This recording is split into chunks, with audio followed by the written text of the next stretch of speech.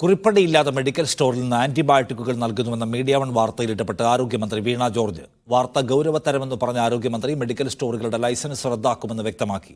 ഡോക്ടർമാരുടെ prescription audit നടത്തുമെന്ന് മന്ത്രി അറിയിച്ചു. വാർത്ത പുറത്തുകൊണ്ടുവന്ന മീഡിയ വണ്ണിനെ ആരോഗ്യമന്ത്രി അഭിനന്ദിച്ചു. ആരോഗ്യവകുപ്പിന്റെ നിർദ്ദേശം കാറ്റിൽ പറത്തി മെഡിക്കൽ സ്റ്റോറുകൾ പ്രവർത്തിക്കുന്നുവെന്ന വാർത്ത മീഡിയ വൺ പുറത്തുവിട്ടതിന് പിന്നാലെയാണ് ആരോഗ്യമന്ത്രിയുടെ ഇടപെടൽ. ഡോക്ടർമാരുടെ കുറിപ്പടിയില്ലാതെ ആന്റിബയോട്ടിക് നൽകരുതെന്ന നിർദ്ദേശം പാലിക്കാത്ത മെഡിക്കൽ സ്റ്റോറുകൾക്കെതിരെ കർശന നടപടിയുണ്ടാകുമെന്ന് ആരോഗ്യമന്ത്രി ഉറപ്പു നൽകി. മെഡിക്കൽ സ്റ്റോറുകളിൽ നിന്ന് ഇത് കൊടുക്കരുത്, ലൈസൻസ് റദ്ദാക്കും.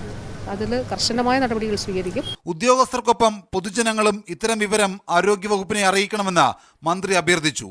ആശുപത്രികൾ കേന്ദ്രീകരിച്ച് സൂപ്രണ്ടിന്റെ നേതൃത്വത്തിൽ ഡോക്ടർമാരുടെ പ്രിസ്ക്രിപ്ഷൻ ഓഡിറ്റ് നടത്തും. ഡോക്ടേഴ്സിന്റെ പ്രിസ്ക്രിപ്ഷൻ ഓഡിറ്റ് കൂടി നടത്തുന്നതിന് സർക്കാർ തീരുമാനിച്ചിട്ടുണ്ട്.